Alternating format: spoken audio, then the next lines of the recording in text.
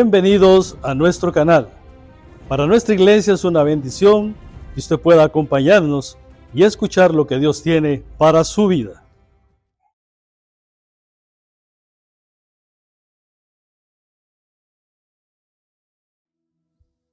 Buenos días a todos, hermanos. Sean todos muy bienvenidos. Hoy voy a estar cerrando con una serie de mensajes dirigidos específicamente a la familia. Hemos dedicado ya 4 semanas, 4 domingos. Anteriormente hemos estado viendo algunos personajes, los hemos tomado como referencia. Reflexionamos en Job, en Abraham, en Josué. El domingo pasado en Proverbios 31, acerca de la llamada mujer virtuosa. Y hoy termino esta serie de mensajes dirigidos a la familia. Ya el próximo mes comenzamos con una nueva serie de mensajes. Vamos a dedicar el mes de julio al libro del profeta Jonás. Así que estaremos dedicando una semana por capítulo. Es un libro bien breve, así que pueden irlo leyendo de antemano. Jonás tiene 4 capítulos. Pero bueno, hoy concluimos con la serie dirigida a la familia. He puesto por título al mensaje: Dios usa familias imperfectas para cumplir su plan perfecto. Dios usa familias imperfectas para cumplir su plan perfecto. Seguramente en ocasiones ustedes han sentido que sus familias van de mal en peor, pudiera ser. En algún momento, tal vez, en medio de dificultades, de adversidades, como hemos visto en esta mañana en la clase, hemos pensado que nuestra familia no vale la pena, que no vamos a ningún lado, que hay demasiadas heridas, que hay demasiadas carencias, a veces resentimientos, errores pasados con los cuales estamos arrastrando. Tal vez te has dicho: ¿cómo puede Dios obrar en nosotros si apenas sobrevivimos la semana? Si apenas somos una familia que sobrevive, que reacciona ante la vida, siendo demandados de tantas circunstancias, de tantos quehaceres, de tantas responsabilidades, a veces de tantos problemas, de adversidades. ¿Cómo puede Dios obrar en nosotros si somos esa clase de familia, verdad? Si no somos esa familia ideal que quisiéramos ser, si estamos muy lejos de serlo. Precisamente quiero hoy alentarlos desde la Biblia. Hoy los quiero alentar desde la Biblia y me quiero alentar a mí mismo también, porque también formo parte de una familia y tengo una familia. Dios no busca familias perfectas, sino familias que caminen en fe. Como lo ha hecho antes, Dios sigue obrando en hogares que confían en Él a pesar de su pasado, a pesar de su pobreza y a pesar de sus luchas. Quiero otra vez repetir esto que acabo de leer. Dios no busca familias perfectas, sino familias que caminen en fe. Como lo ha hecho antes, Dios sigue obrando en hogares que confían en Él, a pesar de su pasado, a pesar de su promesa y de sus muchas luchas. Oramos. Señor, gracias te damos por esta hora y este momento que nos permites apartar para acercarnos una vez más a tu palabra. Nuestra alma tiene sed, Señor, de ti, tiene sed de tu palabra. La necesitamos. Nuestra alma vive por tu palabra. Y en esta hora te damos muchas gracias por ella, por tenerla, por poder acercarnos a ella. Gracias porque tú te has revelado a nuestras vidas. Y en esta hora queremos seguir reflexionando, Señor, sobre la familia, la importancia que tiene la familia, el rol nuestro, Señor, en medio de ella y también por medio de ella en la sociedad, en la iglesia.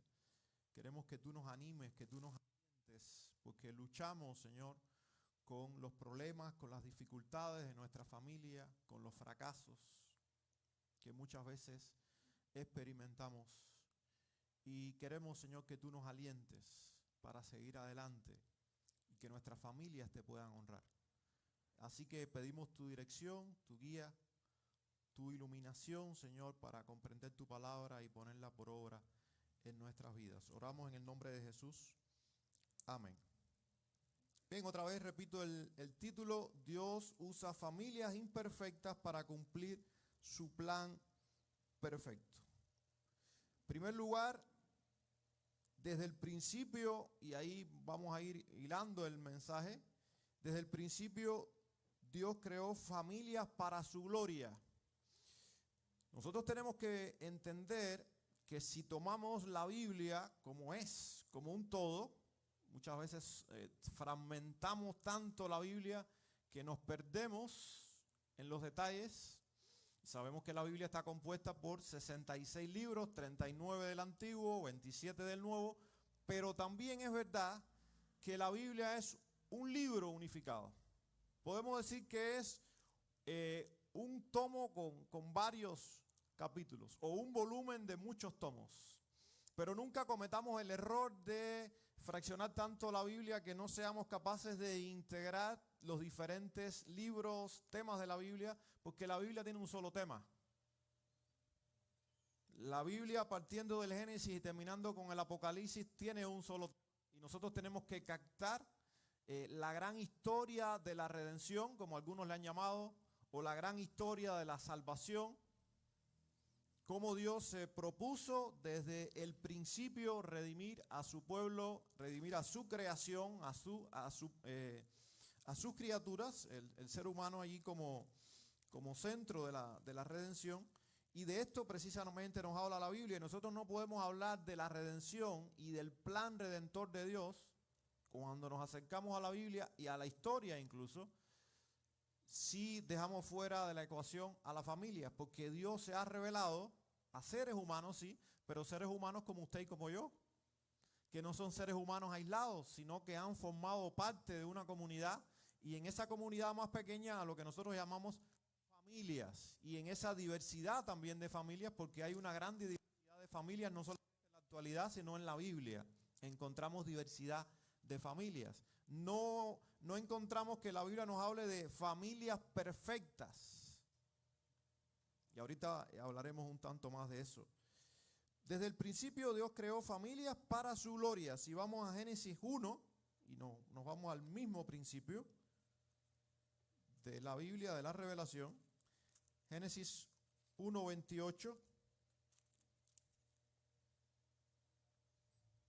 Dice así, está hablando del ser humano, hombre y mujer, y los bendijo Dios y les dijo: fructificad y multiplicaos, llenad la tierra y sojuzgadla, y señoread en los peces del mar, en las aves de los cielos y en todas las bestias que se mueven sobre la tierra. Desde el comienzo la familia fue parte integral del propósito divino. Vamos a ver a Dios relacionándose con una familia y tiene un plan por medio y a través de una familia.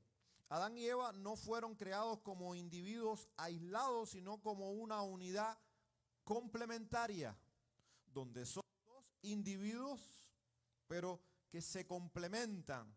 Recuerdan que dice, y los dos serán una sola carne, una unidad complementaria. A ellos Dios les dio la misión de multiplicarse, de llenar la tierra y de gobernarla, como acabamos de leer. Pero no se trataba solo de crecer en número. No significaba solo que Adán y Eva iban a reproducirse, iban a tener muchos hijos, iban a llenar la tierra. Eso era parte.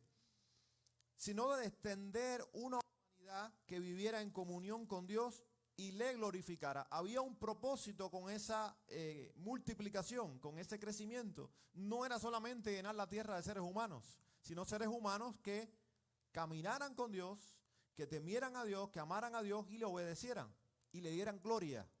Ahí está el propósito divino. Ahora, después de la caída, Génesis 3, sabemos que las cosas cambian. Entra el pecado y se obstruye o se rompe la relación de el ser humano con Dios, pero el pecado también obstruye la relación entre hombre y mujer. El pecado va a llegar a dañar relaciones de padres e hijos. Vemos que nace Caín, nace Abel. ¿Y qué nos va diciendo el relato de Génesis? Que el hermano mayor mató al hermano menor por causa del pecado. Quiere decir que todas las relaciones se vieron afectadas. La relación de el hombre, de la criatura con su creador, se vio afectada, dañada por el pecado. Incluso la relación de el hombre con el resto de la creación no es la misma. Toda la creación sufre las consecuencias del pecado. Y por eso le hablaba que la Biblia tiene un solo tema. A partir de ahí vamos a un Dios misericordioso, a un Dios de gracia, a un Dios redentor que se encamina a redimir a su creación, al ser humano y a toda la creación. Y ese es el gran relato de la Biblia, teniendo por supuesto a Cristo por centro, como el redentor. Sin embargo, Dios no abandonó el modelo. Seguimos viendo a Dios obrar ya en medio de las actuales circunstancias donde el pecado había entrado, había inundado toda la creación. Ya las familias no van a ser familias perfectas. Encontramos una sola familia perfecta en la Biblia: Adán y Eva, antes de Génesis 3. Se terminó. Ni siquiera la familia de Jesús es perfecta, muy lejos de eso. No encontramos familias perfectas. Hoy en día se habla de familias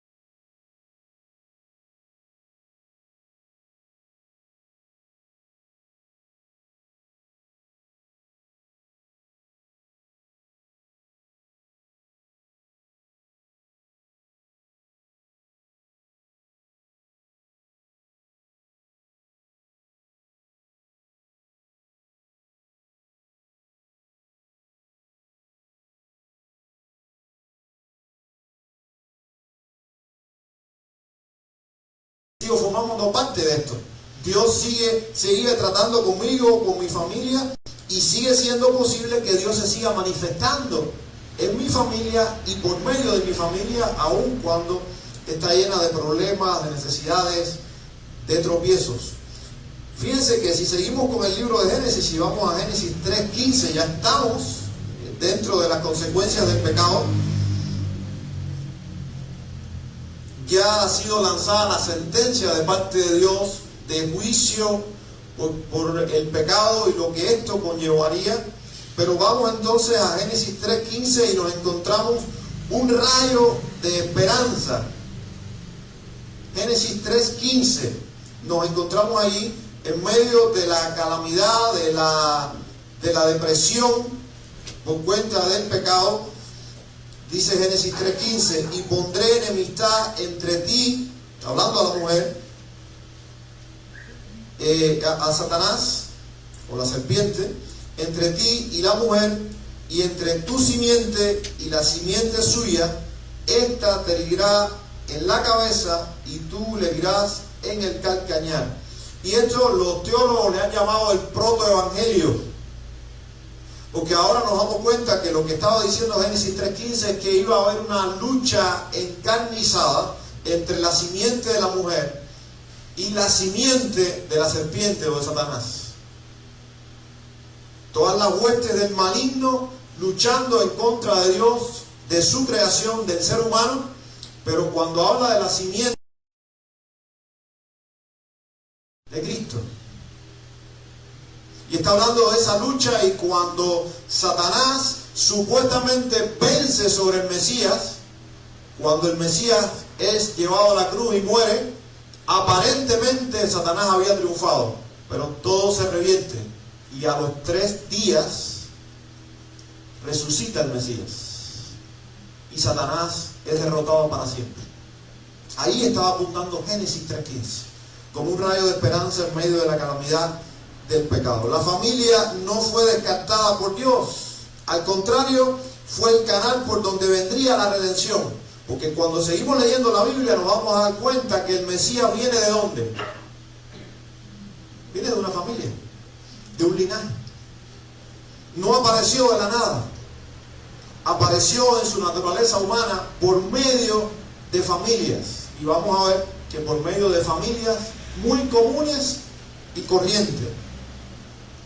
Leemos en Génesis 5:2, vamos otra vez al libro de Génesis 5:2.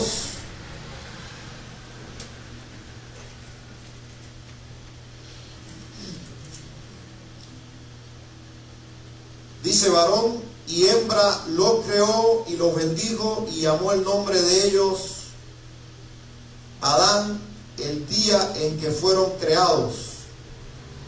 Y dice el 3: y vivió Adán 130 años y engendró un hijo a su semejanza conforme a su imagen y llamó su nombre Seth. Ya había ocurrido la calamidad. Anteriormente se nos narra la muerte de Abel a mano de su hermano, pero otra vez aparece un rayo de esperanza, y lo que Dios está diciendo es: no he terminado con los seres humanos, no he terminado con la familia, aun cuando ésta está siendo afectada y ha sido afectada sobremanera por el pecado. Y ahí nos encontramos una especie de genealogía y aparece el nombre de Seth. Y luego, cuando usted estudie el Antiguo Testamento de aquí en adelante, se va a encontrar que a través de la línea de Seth, Dios levanta un linaje santo. No de seres humanos impecables, pero sí de seres humanos que le servían y le temían. Y otra vez nos encontramos que Dios sigue obrando ahora por medio de familias imperfectas. Familias que estaban enfrentando las consecuencias del pecado. Familias que sufrían. Familias que sufrían la pérdida porque la muerte había entrado y los seres humanos morían como consecuencia del pecado. Pero nos damos cuenta que la bendición permanece, y la misma bendición que leímos en Génesis 1:28 antes del pecado, Dios otra vez la vuelve a repetir, la reafirma luego del pecado, porque Dios no ha terminado con la familia aun cuando el pecado le ha dañado. Lo creó, dice, hombre y mujer, y los bendijo. Y está recordando Dios: mi bendición sigue con los hombres a pesar del pecado. Y sigo teniendo un propósito con el hombre y con la mujer y con la familia, aún en medio del pecado.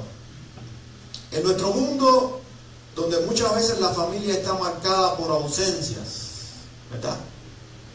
Padres que abandonan a sus hijos o se desentienden de ellos. Familias marcadas por violencia, familias marcadas por abandono. Recordemos, hermanos, que la familia es idea de Dios. La familia no la inventó el gobierno, la familia no la inventó una cultura determinada. La familia es idea de Dios. La familia fue instituida por Dios. Así que padres y madres, no tengan vergüenza de dar valor a su rol. No se avergüencen de la familia. Estamos en tiempo donde muchas personas se están avergonzando de la familia, al punto de que mucha gente está diciendo: no quiero tener familia. Porque lo que ven en la familia es problemas, es calamidades, es desesperanza, es algo que no tiene propósito, que no vale la pena el esfuerzo, que no vale la pena tener hijos, que no vale la pena tener un matrimonio porque se sufre, porque hay mucho conflicto, porque hay mucha confrontación. Y entonces tristemente esta filosofía ha entrado a la iglesia y ha llenado de desesperanza al pueblo de Dios, y muchos cristianos están renunciando a la familia. Si nosotros renunciamos a la familia, nosotros estamos renunciando al plan redentor de Dios. Si nosotros renunciamos a la familia, nosotros le estamos dando la espalda al reino de Dios. Porque es por medio de la familia que Dios se ha manifestado y lo sigue haciendo. Es por medio de la familia que Dios se sigue revelando, que Dios se sigue mostrando. Jóvenes que están aquí, los que no se han casado, bueno, y algunos que también no son tan jóvenes, no se han casado y tienen planes de casarse en algún momento, que casarse y tener familia no solamente es para los jóvenes. No crean que formar una familia es anticuado. No se traguen esa mentira.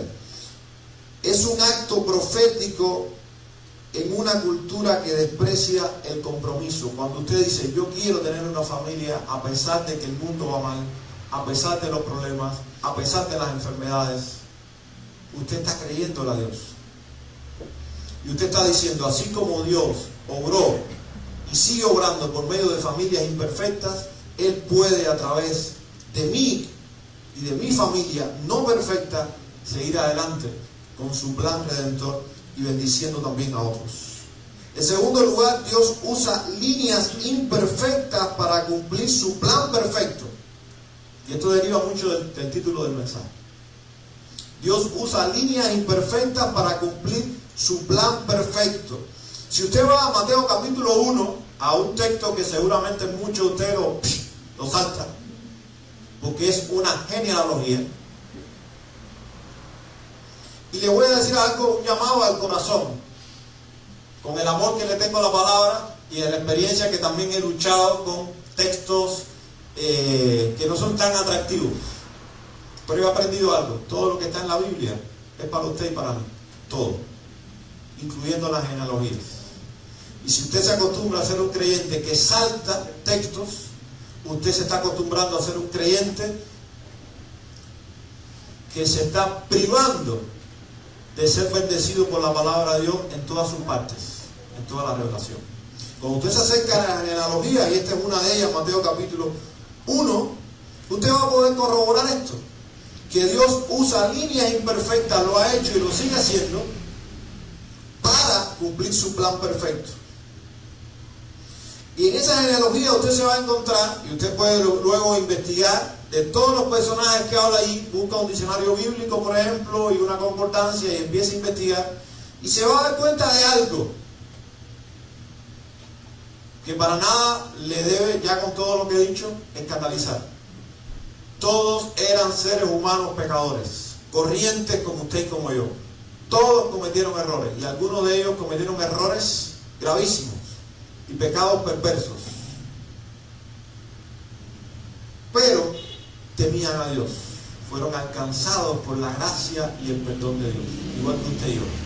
Pero todos eran imperfectos, y todas esas personas y todas esas familias eran familias imperfectas, como la suya y como la mía. Pero quiero recalcar 4 mujeres ahí en esa genealogía, no porque las mujeres sean más perversas que los hombres, no es eso lo que estoy diciendo, sino porque habla de 4 mujeres y a propósito están ahí. Están a propósito porque forman parte de la genealogía, pero hay un destaque. Una es Tamar, recuerdan a Tamar, ¿verdad?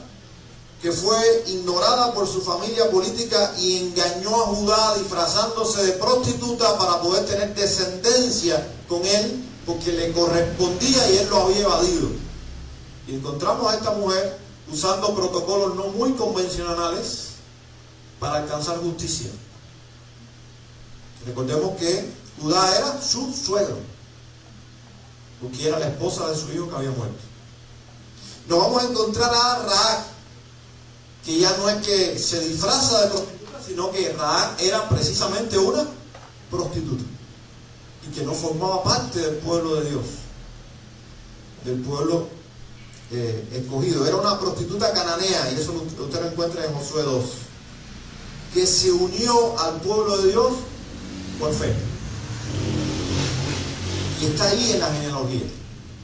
Quiere decir que el Mesías desciende tanto de Tamar como de Rahab. Pero luego usted avanza un poco más y se encuentra a una viuda extranjera, moabita, sin nada que ofrecer salvo su fidelidad. Y esa es Ruth.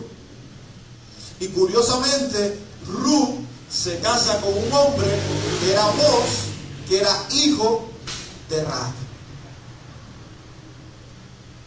Y esa es una de las claves de por qué Boaz miró más allá, porque él era la consecuencia de una familia alcanzada por la gracia de Dios. Y como que él era la consecuencia de una familia imperfecta, alcanzada por la gracia de Dios, él extiende entonces la gracia que Dios le había dado y le da una oportunidad a Ruth. Y Ruth entra en la genealogía del Señor. Y nos encontramos a Betsabé. ¿Quién fue Betsabé? La esposa de Urías Eteo, un soldado de David, del ejército de David, donde David mezquinamente la toma por mujer, la posee, la embaraza, y cuando ve la torta que se jaló, hablando en tico, sabía que le iba a gustar eso, cuando ve la torta que se jaló, ¿qué hace? Actúa más mezquinamente aún David y manda a matar a ese hombre que le había dado una lección de moral y de justicia, porque trató hasta de embriagarlo para que se acostara con la mujer y poder decir que el hijo era de él, pero como llevaba meses lejos, todo se iba a descubrir si la mujer salió embarazada y no estaba con su esposo. ¿Qué hizo? Lo mandó a matar consigo mismo, mandó el mensaje con él. Y el hombre era tan leal al rey que no abrió el mensaje. Y lo pusieron en la línea primera de batalla para que muriera. Eso lo hizo David. Esa perversidad. Sin embargo, la gracia de Dios es tan abrumadora que luego Dios tiene misericordia de esa relación. Y es por medio de esta mujer que está en la genealogía del Señor que nace Salomón. Entonces ven cómo Dios puede hacer lo que nosotros no podemos hacer. Cómo Dios puede hacer que por medio de familias imperfectas, llenos de problemas, de fracasos, Él siga adelante con su plan perfecto. Porque todo lo que Dios hace es perfecto, aun cuando lo hace a través de medios imperfectos. Todas ellas viene el Mesías. Y la gracia de Dios es tan grande que el Mesías no se avergüenza de haber venido por medio de esa línea. Así que la genealogía, hermanos, no es una de personas exitosas, sino de personas alcanzadas por la gracia y la fidelidad de Dios. Tal vez vienes de una familia quebrada. Tal vez fuiste criado sin tu padre, o fuiste víctima de abandono, o de abuso, o de maltrato. Eso no define ni tu presente y mucho menos tu futuro. Y mucho menos define quién eres. Porque si has creído en Cristo, tu identidad está en Él. Y has sido una persona alcanzada por la gracia de Dios. Y contigo tu familia. Fallaste como padre o como madre. ¿Quién no? ¿Quién de nosotros no ha fallado una y otra vez como padre o como madre? Dios no ha terminado contigo. Él redimió a Judá, ¿recuerdan? ¿Fue un buen padre? No. Redimió a David, ¿fue un buen padre? No. A Rahab y a tantos otros, restaurar tu vida y la de tu familia. De hecho, lo está haciendo. Jóvenes, aunque no hayas tenido buenos ejemplos, aunque cuando miras a tu alrededor te va a decir tu mente, tu intelecto, es que la familia no vale la pena, puede ser el primer eslabón eslabón en una nueva historia familiar con Cristo. El hecho de que vengas de una familia disfuncional, llena de problemas, de fracasos, no significa que no puedas tú establecer, crear y caminar por medio de una familia no perfecta, pero una familia que teme y sirve a Dios y que es restaurada por Él. En tercer lugar, Jesús vino en una familia real o por medio de una familia real, como la tuya y la mía. Y esto es lo que más me alienta a mí. Si el Señor, el Santo, libre de pecado, vino por medio de una familia común y corriente. Recordemos esto, hermano. Jesús es impecable.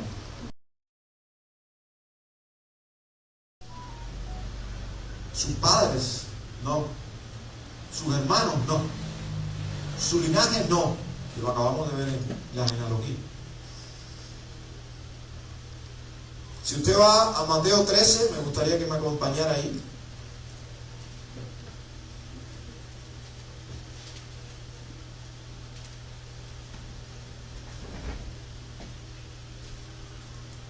Mateo 13, 52 al 57.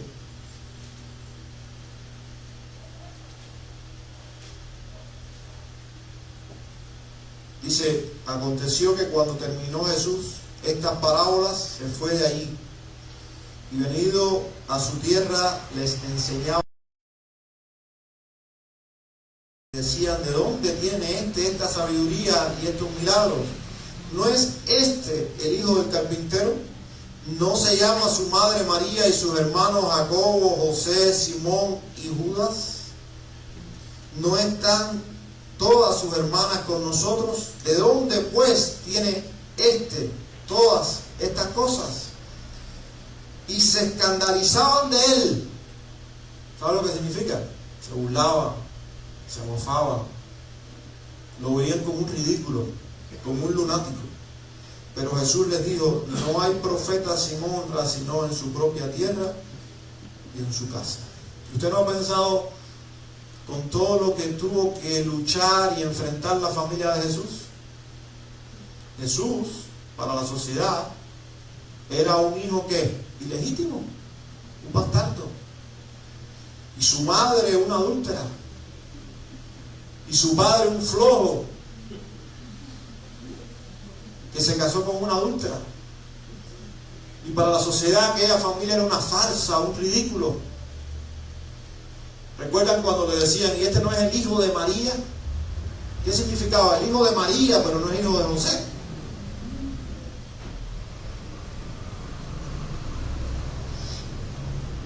No era una familia perfecta. ¿Usted se imagina la lucha entre los hermanos? Los hermanos de Jesús no creen en Él como Salvador y como Señor y Redentor hasta luego de la resurrección. Mientras lo despreciaron, se burlaron de Él. Una familia llena de problemas, llena de tantas circunstancias adversas. Jesús no apareció de repente como un héroe mítico. Nació en una familia sencilla, común y corriente, en medio de pobreza, de sospechas. Tiene que experimentar un viaje forzado en una familia que también enfrentó lo que es emigrar, tener que abandonar la tierra forzosamente. Una vida en un pueblo pequeño y poco estimado, sufrió burlas, calumnias y mucho más. Él y su familia, José, María, sus hermanos, todos tuvieron que enfrentar todo eso. Vivió sujeto a sus padres, y eso lo leemos en Lucas 2:51, y cómo el Mesías nos modela a nosotros lo que es honrar a la familia, honrar al padre y a la madre. Cuando en los 12 años, recuerdan que se les había extraviado y ellos lo reprenden en amor y lo reprenden, él responde, pero lo hizo siempre en respeto y en sometimiento a sus padres terrenales. Y dice el texto, y es muy enfático Lucas, que él se fue y estuvo sujeto a ellos, porque Jesús honraba a sus padres Jesús siempre honró la familia. Vamos a ver a Jesús interesado en la familia, relacionándose con familias y familias imperfectas. Y moraba y compartía con familias y familias llenas de problemas. Y cuántas veces los hipócritas religiosos lo acusaron por eso, por entrar a familias de mala reputación. Porque Jesús amaba y Jesús ama a la familia con todos sus problemas y sus fracasos. Y si Jesús pudo habitar en medio de familias deshechas prácticamente, llenas de problemas, no va a habitar en la nuestra cuando ha prometido que está con nosotros, que por medio de su Espíritu habita en cada uno de nosotros. No va a habitar Jesús en nuestros hogares. Jesús está en nuestros hogares. Jesús está en nuestras familias. No es que viene y se va y aparece de vez en cuando. Él está ahí en medio de nuestras luchas, en medio de nuestro sufrimiento, de nuestro fracaso, de empezar y volver a empezar. Ahí está Jesús. Y no solamente en la familia compuesta de papá y mamá creyentes, también en las familias mixtas, ahí está. Y en todas las clases de familias que se nos puedan ocurrir. Hay un creyente, ahí está Él, en esa familia. Él valoró profundamente a la familia. Incluso lo vemos cuando está muriendo, que encarga a su madre, al apóstol Juan, le dice: ahí está tu madre, madre, ahí está tu hijo. Él honra a la familia hasta el último momento.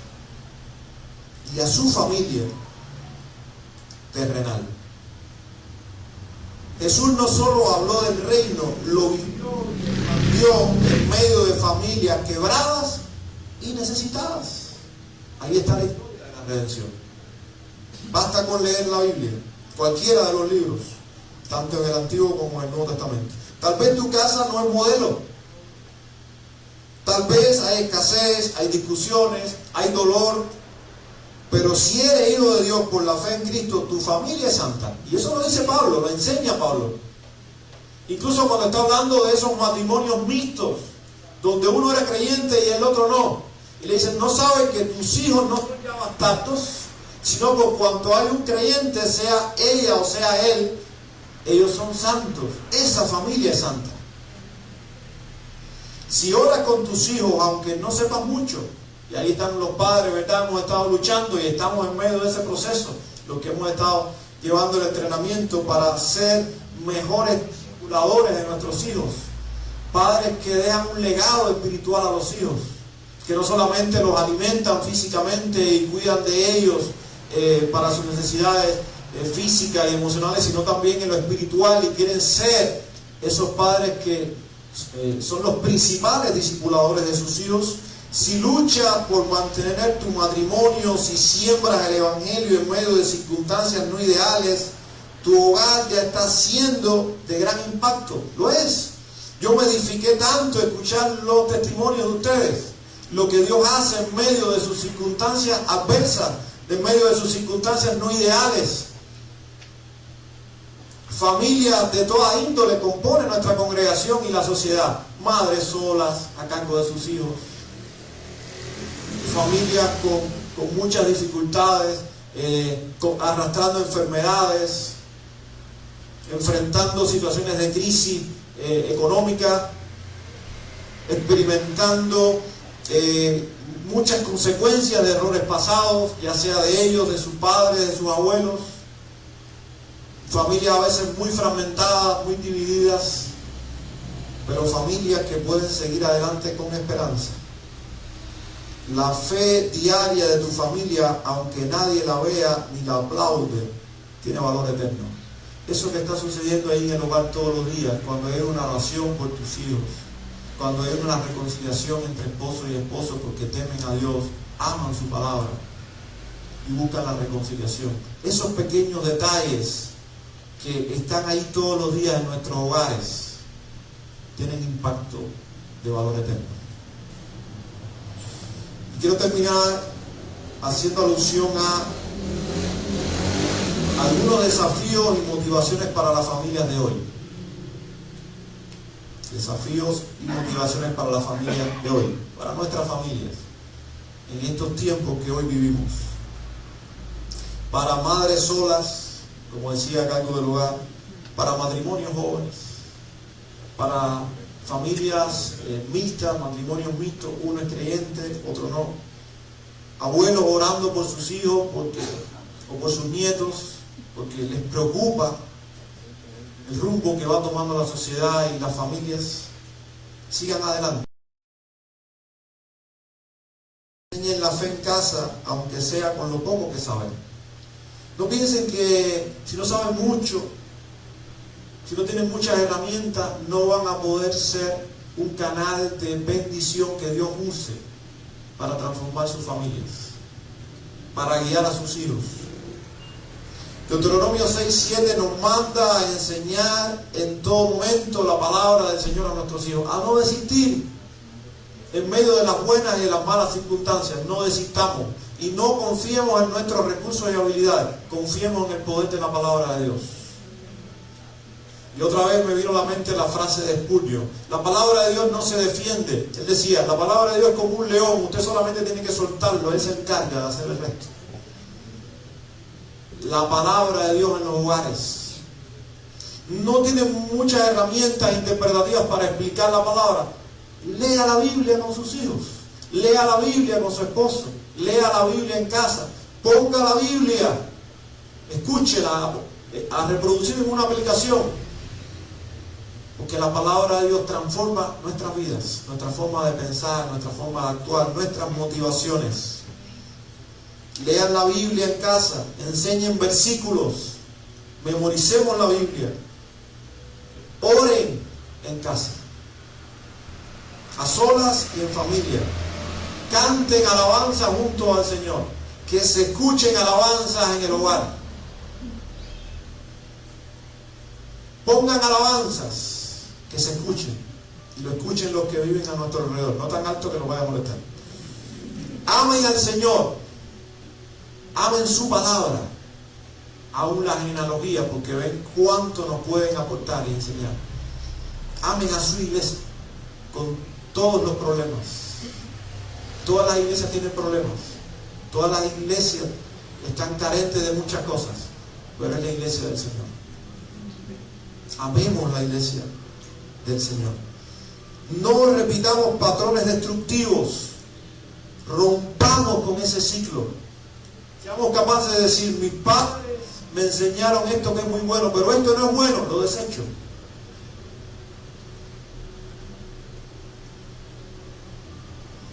Muchos crecieron en hogares con violencia, abandono, infidelidad, doble moral, pero en Cristo todas las cosas son hechas nuevas, ¿sí o no?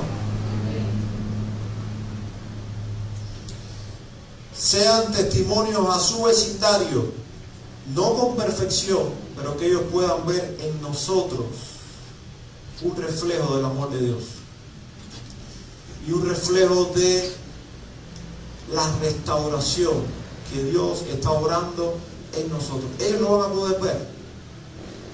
No nos escandalicemos de nuestra familia, al contrario, demos la gloria a Dios por nuestra familia y por lo que está haciendo y hace a través de nuestras familias imperfectas. Porque si lo que nos ven vivir vieran en nosotros familias perfectas, eso no les atraería, al contrario, los alejaría. Pero nuestras familias no son perfectas, también están llenas de carencias. La diferencia es que Cristo está en esa familia. Entonces, hermano, tu casa puede ser un refugio. Puede invitar a una familia necesitada a comer, a orar juntos. Ya estamos intencionando, estamos trabajando un grupo de hermanos y esto se va a seguir expandiendo para que muy pronto muchos hogares nuestros se abran para estudiar la palabra, para orar juntos, para invitar a nuestros familiares, a nuestros vecinos que necesitan a Cristo, así como nosotros. Tu hogar puede ser una puerta del reino, la extensión del reino de los cielos. Lo es, pero pensemos en esto. Concluyo diciendo lo siguiente: las genealogías no son solo historia, son esperanza encarnada. Son prueba de que Dios escribe su plan en medio de personas comunes, heridas, pero que le creen.